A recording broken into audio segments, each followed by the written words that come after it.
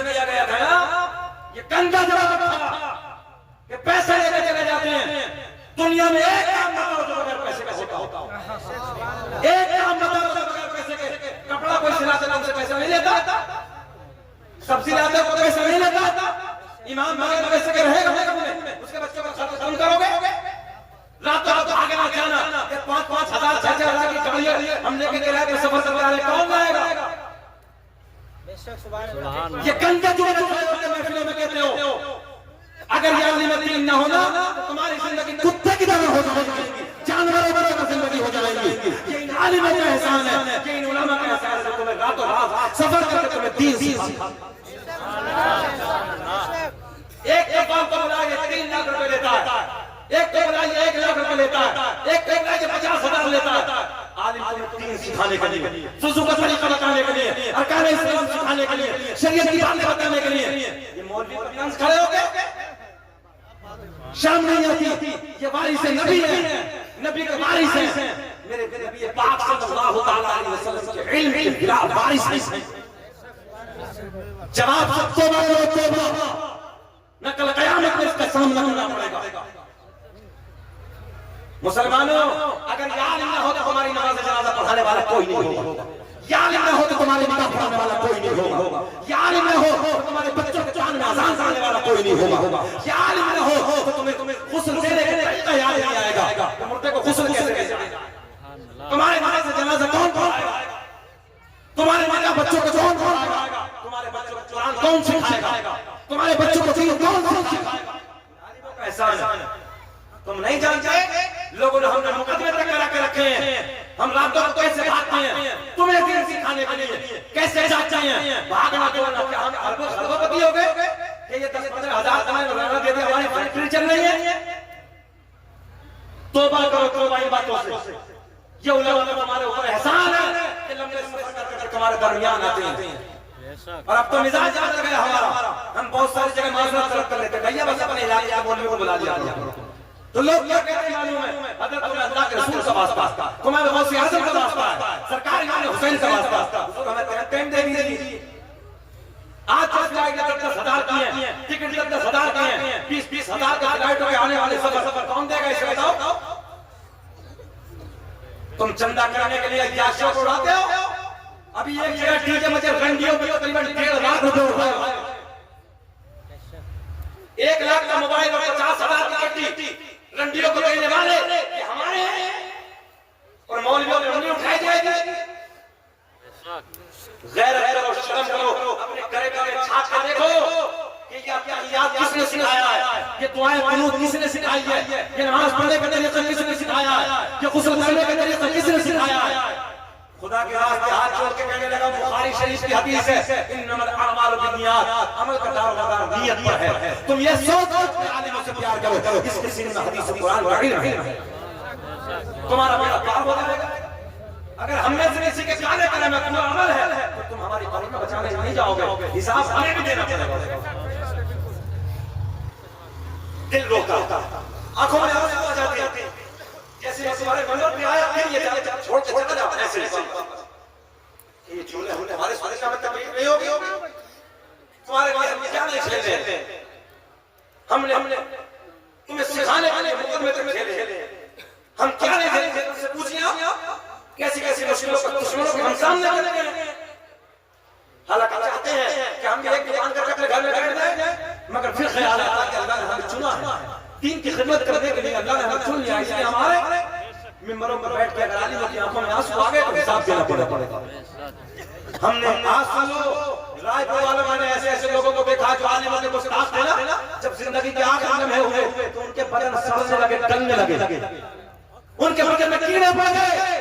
इसलिए मैं तुमसे गुजारिश करूंगा कुछ भी कर लेना मगर आलिमों की गुस्ताखी मत करना, कभी आलिमों की गुस्ताखी मत करना, हमेशा तुम्हें दूर रहना, दूर रहो, जुबान से गंदे जुमले इस्तेमाल करना।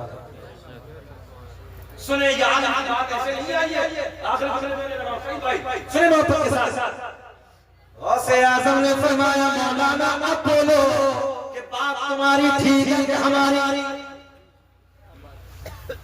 आलिम साहब कहने लगे हजरत किताबों में गलत लिखा है, बात तो मेरी थी। घबराइए मत, बोलो किताबों में गलत लिखा है। बात तो मेरी ठीक। सरकार गौसे आज़म को निगाहें जलाल सरकार गौसे आज़म ने फरमाया जमीन फट जा। जमीन फटी बोले मौलाना को पकड़ ले। कितने दबे हैं नाफ तक। सरकार गौसे आज़म ने फरमाया जब मौलाना जमीन ने पकड़ लिए मौलाना अब बोलो बात हमारी ठीक है, हमारा तरीका ठीक है कि तुम्हारा ठीक है। कहने लगे हजरत अभी तो आधा दबाओ चाहे कुछ भी हो जाए बात तो मेरी ठीक है। बात तो पहले खुलना है बाद में ना कोई पानी। सरकार गौसे आज़म ने एक निगाह बनाया और जमीन फट गया। जमीन फटी मौलाना गले तक दबे। कितने दबे? अच्छा कुछ तो ये सोच रहे होंगे गौसे आज़म एक बार और कहना मौलाना गलम मौलाना तुम्हारे बड़ा अजीब तरीका है ना। एक बार कह दे अका मौलाना ना रहेगा पास ना बजेगा। आगे चलिए। इतने दबे। सरकार गौसे आज़म ने फरमाया मौलाना अब बोलो बात हमारी ठीक है कि हमारी।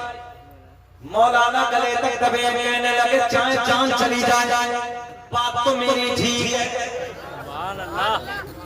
अच्छा रायपुर वालों बताओ ये बात पूरी कर दूं कि छोड़ दूं?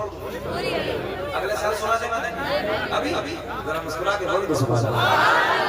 हजरत कहने लगे आलिम साहब चाहे जान चली जाए बात तो मेरी ठीक है। अच्छा अब देख जमीन में मौलाना दबे एक निगाहें फैलाए रखती है। देखिए ना बड़े कमाल बड़े करामत आप अल्लाह ने जो पावर अता की है। सरकार गौसे आज़म ने फरमाया मौलाना अगर लोहे महफूज पे दिखा दो तब कहां दिखा दो? लोहे महफूज पे। पर्दे को ऊपर ही समझ लो, पर्दे को ऊपर ही है। सुने गौसे आज़म ने फरमाया अगर लोहे महफूज पे दिखा दो तब आलिम साहब कहने लगे दिखाओ। गौसे आज़म ने फरमाया मौलाना नजरें उठाओ। दबे नजरें उठाई सारे की जमात के पर्दे फट गए, सारे पर्दे चाक हो गए। सामने लोहे महफूज नजर आने लगा। मौलाना ने दबे जब लोहे महफूज पे देखा तो लोहे महफूज पे भी वही लिखा था जो बड़े पीर का तरीका था। पहले गौसे आज़म ने फरमाया मौलाना अब बोलो। तवज्जो है अब देखा आलिम देखा टेक्निक देखा आलिम साहब ने वो मेरी जगह ठीक है मगर बात मेरी ठीक है। तवज्जो है वो अपनी जगह ठीक है मगर बात मेरी ठीक है। अब देखे सरकार गौसे आज़म ने फरमाया जमीन छोड़। मौलाना निकल के बाहर। गौसे आज़म ने फरमाया मौलाना हम तुम्हारा इम्तिहान ले रहे हैं। बात तो तुम्हारी ठीक है पहले कुंडा है बाद में नाक में पानी है मगर जब तक तुम्हारे जैसे आलिम दुनिया में हक कहने वाले मौजूद हैं कोई मेरे नाना की उम्मत को गुमराह नहीं।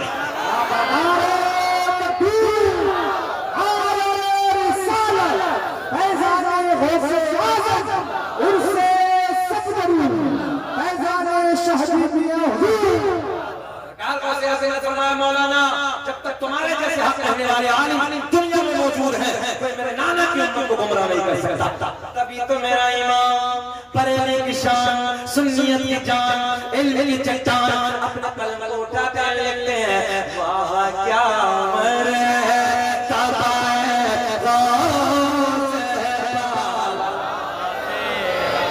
तुम्हें अपना समा करना बोलो वाह क्या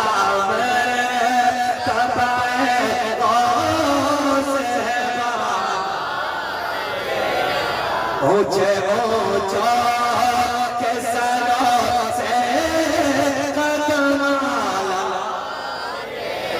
और क्या दबे जिस पे हिमायत का हो पंजा तेरा शेर को खतरे में लाता नहीं होता तेरा वाह क्या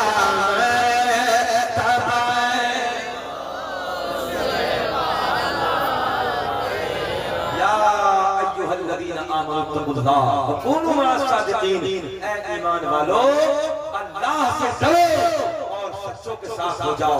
जो बातें मैंने कही हैं आपने सुनी है, अल्लाह मुझे भी आपको भी अमल की तौफीक अता फरमाए। बलिहाज़े बशरियत कोई खामी कोई लग़्ज़िश हो गई, मैं ऐलानिया तौबा करता हूं, अस्तग़फिरुल्लाह रब्बी मिन कुल्लि ज़ंबिन व अतूबु इलैह। कलमा शरीफ पढ़िए, ला इलाहा इल्लल्लाह मुहम्मदुर रसूलुल्लाह। सहरे चमन फूल चुने शाद रहे, बाग बाजाता गुलशन से आबाद रहे। थोड़ी देर और बैठिए, अभी मुशायरा चलना। हिंदुस्तान का टॉप शायर, हिंदुस्तान का बड़ा शायर मौलाना सईद अख्तर जोहलपुरी के नाम से, जिसको दुनिया जानती और पहचानती है। मेरे तुरंत बाद उनकी हाजिरी है। बहुत ऊंचे स्केल में पढ़ते हैं, बहुत अच्छा पढ़ते हैं। मेरा दिल चाहता है कि मैं सुनता, मेरी मजबूरी है। बताया मुझे तुरंत दिल्ली निकलना है और मुझे झारखंड का सफर करना है। कंटिन्यू जागना भागना दौड़ना ये लगा है, नहीं तो मैं जरूर आज बैठता। मेरी मजबूरी है। अल्लाह आपको सलामत रखे, खुश रखे, शाद आबाद रखे, सब छोड़